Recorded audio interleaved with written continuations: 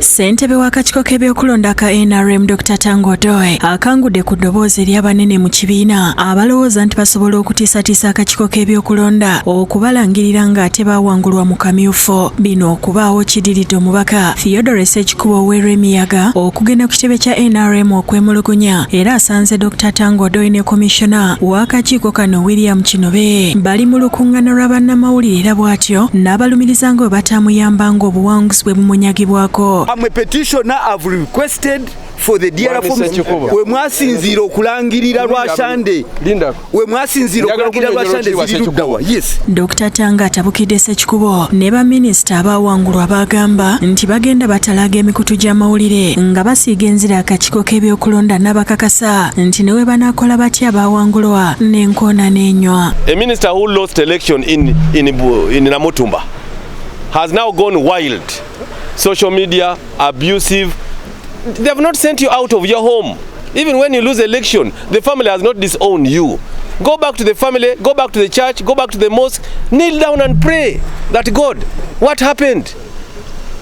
So that you go back next time and win. But you go with Tanga Odi. I'm not going to back down under any pressure from any candidate. Wabula abawadde amagezi etanira akakiiko President era ssentebe w'ekibiina ke yataddewo okuwuliriza ensonga zaabwe baweeyo obujulizi. Any candidate who has participated in this election must follow the due process. If you lose, go to the tribunal. If your result is for retallying and you have not been declared, we shall retally. If there is chaos, the police will handle you. Commissioner Kinobe akakasiza nti abakulira ebyokulonda 7 be bakwatiddwa nga babalanga okukyusa ebyavudde mu kulonda. Bangi bakwatiddwa nga Lwampala, bakwatiddwa Hoima, wane Mukono, Egoma, ne registra bamukwata n'ebizibiti bya forms yali amaze okukyusa. Abakwate kwe kulina akulira ebyokulonda e Kasanda Henry Lukundo Ngono yalangiridde Haji Abdu Bisaso mu kifo kya Elia mu biruwo eyali awangudde. Kigambibwa nti mu biruwo yawangula banne bwe bali mu Lwokano okuli Smeo Nsubuga, Michael Muhumuza, Godfrey Katumba n'abalala ekyaviirako bannakibiina abalonzi b'okwekalakasa ku Lwomukaaga nga bwe twakulaga mu mawulire agabuutikidde nga babanja obuwanguzi bw'omuntu waabwe.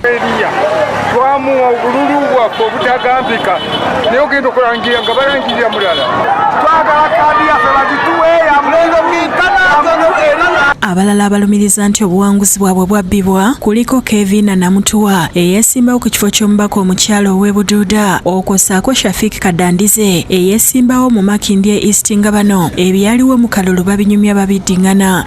Walabanga batandika okukwata ku register basomayo abantu 5 n'abayaayi ne bayingirawo ne batandika ne balonda ng'ate abayaayi abo vidiyo zaabwe zonna tuziina n'olaba ne ku polling station bwe tutendinza abantu 5 nga bateekawo abantu 8. N'abaye mu Buduuda ibintu byose mukola ebi corruption Buduuda yako next ddala district yefe ya Buduuda era ng'efe kuli kuwulumirirwa ko bonna kukobole. Abawangula kyokka obuwanguzi bwabwe nga buboosibwa nabo olwaleero beeyanjudde mu kakiiko okuwaayo obujulizi obukakasa obuwanguzi bwabwe. Nga nawabiddwa olunaku lwajjo nafunye petition eno gyemulaba okuva ewa Honorable Patricia Magala nga ampetitionize mbadde nyina okuleeta defense. Kyokka banna NRM bakubiriziddwa okwetaba mu bungi mu kulonda kw'abassentebe ba disitulikiti ne bammeeya b'amagombolola n'ebibuga olunaku olw'enkya. Bikozesebwa byonna byatuuse dda mu bifo ebigenda okulonderwamu. Banna NRM bonna mu Kampala naddala beteeseteese bulungi nnyo okulonda Yosa Mayambala